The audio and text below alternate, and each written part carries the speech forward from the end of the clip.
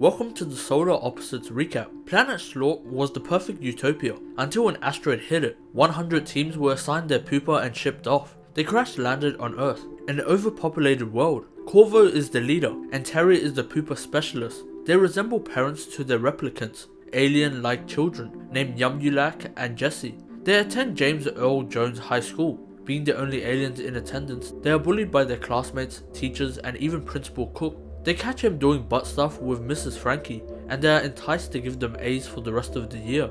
They deal with the bullies by using their shrinking ray gun to turn their bullies miniature.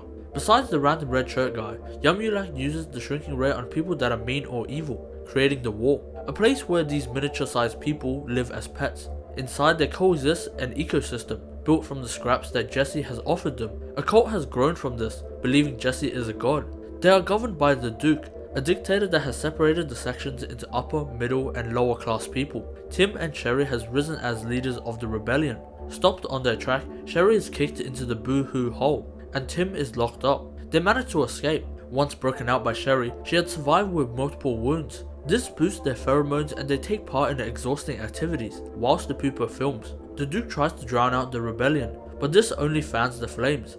They take the castle, and the Duke flees to the outside from a small hole in the wall. Sherry wants to tell everybody about the freedom outside, but Tim executes her, hiding the hole and keeping the kingdom under lock, explaining that the Duke had killed Sherry and now he is dead. Sherry's death will be memorialized as the day they took the crown. The aliens are stranded on Earth, and Corvo struggles to find a way to rebuild the spaceship and inhabit a new planet. His stress manifests into the Red Goobler, who they fear will kill them in their sleep. Scared of this, they hunt him down, they catch him, and Terry realizes that they caught a purple goobler instead of the red one. The pupa goes on his own journey to save the animals. Their mission is to protect the pupa so it can consume all of them and terraform the planet into a new Slorp. Inside the wall, Tim is the new ruler. Hulk is renowned as a hero for the battle and marries his new wife Nova, until he is tasked with the mission of finding the murderer. Outside, the red goobler springs into action, deciding to give up his life goal of murdering them because he is going to marry Jen. Once they leave, the duo don't believe the red goobler at all, until Jen pops by to invite them to the wedding.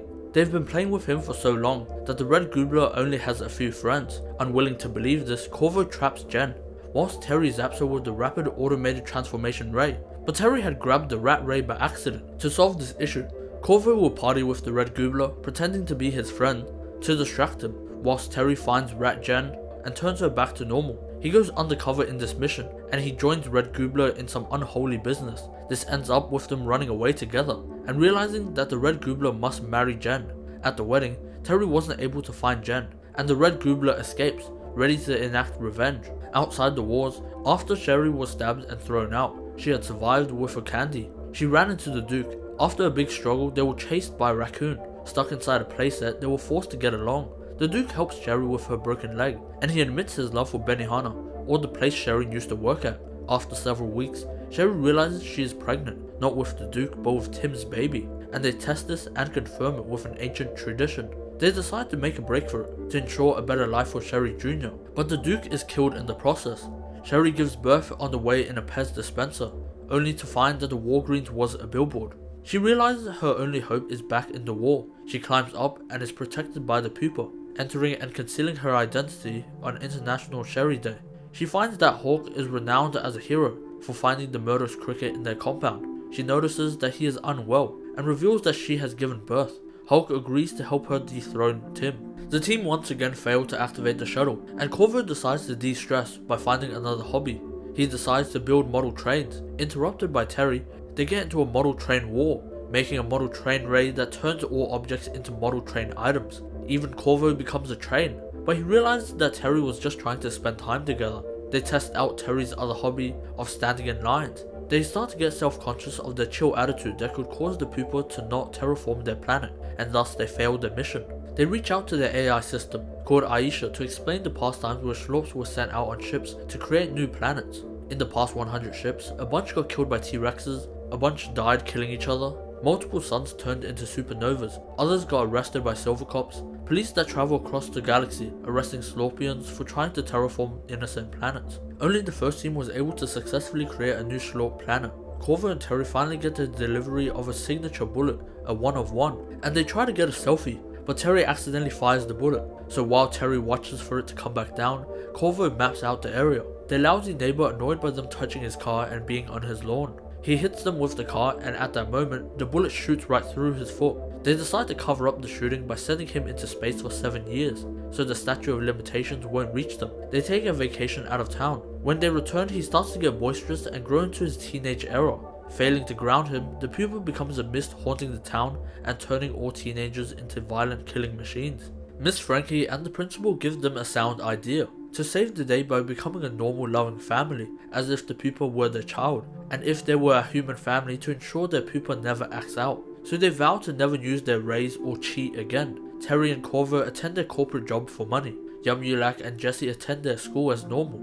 Unbeknownst to them, Silver Cops reach Glenn and place him into prison. However, they realize that Glenn is perfect to become a new Silver Cop, because humans have intuition, but he doesn't seem to have the spark or confidence. So Glorgas gives him some inspiration by thundering him, or whatever this is. Regaining his self-confidence, they decide to complete their first mission. They are trapped in the warehouse, and Glenn is framed for the killing of a gold cop. The Silver Cops hate them because they are higher ranked and have bigger egos. Glenn flees, and they leave him to starve to death on the planet, knowing that he will die in several hours. Naked, he gazes across the planets trapped. Inside the wall, Hulk and Sherry kidnap Tim, now poisoned with lead from a plastic cup. He has a dream about them escaping the war and him hooking up with Sherry. In reality, Tim dies from lead poisoning. Sherry displays Tim's corpse and explains the hole in the wall. They decide to stay in for now, fearing the Eagles. As time passes, the electricity starts to disconnect. Sherry, Hulk and brave troops venture down to the below, where they fight muck people and turn back on the electricity. They encounter the Rat Milker, or Lord of the Mosquitoes. They manage to escape and burn the place down, yet Hulk is pincered by the Queen Mosquito and sacrifices his life for Sherry, to survive and see her daughter. She returns alone, to find that sister Sasha is dead. Paisley is now an orphan renamed Jessius, daughter of the War. The Wars have been divided into two separate sides, the Bowenians believing in the religion Jessie, following sister Sisto, and Sherry and the council are on the other side trying to get Paisley back. She manages to orchestrate a plan with a mole on the Bowenian side. Sherry causes a catalyst by destroying a Game Boy. They sneak over to try and assassinate Sister Sisto, running into Nova, and she alerts the guards. Finding out that the head of the guards, Knight Montez, is the mole. They lose comrades in battle, but manage to retrieve Paisley as they flee the guards and return to their side. Knight Montez follows. The guards and Sister Sisto, still alive, chases them, but they escape through the hole in the wall. The Bowenian side now conquering the entire war, but all of it is going to freeze over and they will die. In the morning, Sister Sisto tries to sneak out through the fruit chute, wavering her trust in Jessie, and she is accidentally killed for it. Jessie returns Nova to the chute, and she decides to change the rules. The war will live in peace. When and if the other side decides to return, they will be welcomed. Corvo is shot in the neck and his voice changes. They slowly wean off their civilized parents' act as they realize their job is boring. They discover a ping-pong table in a different department and convince their boss to order one off the company card, but he dies due to the random pole sticking out of the ground. To avoid imprisonment, they decide to break their rules and revive their boss. Terry distracts the board, but the boss can't compartmentalize his reality from the afterlife and decides to commit suicide. Terry is promoted to boss, and this infuriates Corvo. Unable to break their rules again, he rolls with it. Corvo is scared Terry will ruin the rake business at the meeting with the rake investors, so he lures him in for some fun time, and Gerald games him. They end up fighting and resolving their issues over pizza, giving up on their corporate life. Yumulak and Jesse have a similar experience, trying to sneak into a secret concert with famous artist Daft Trunk. Yumulak realizes that they are just bullies and people shouldn't meet their idols. He does get Jesse a gift though. The group slowly form into humans, the side effect of the Slorpian bodies adapting to fit in with humans as their pupa hasn't terraformed the earth yet. After several months of messing around and Terry smoking a bunch of crack, they decide to locate Corvo. The house has become a dog brothel ran by pupa. Corvo is a handsome human hanging out with the elite actors. Refusing to return with them, they decide to use their disgusting blood to reap the skins of the elite, and Terry smokes crack to beat the Hemsworth brothers. Finally accepting his family back, they decide to fly to another planet to wait for their bodies to return as Slorpians. In space, Glenn survives the last of the Silver Cops investigating the scene. The inspiration of Dom Toretto empowers him to fight the shark. He fails, but a man does save him, Hollow Zai.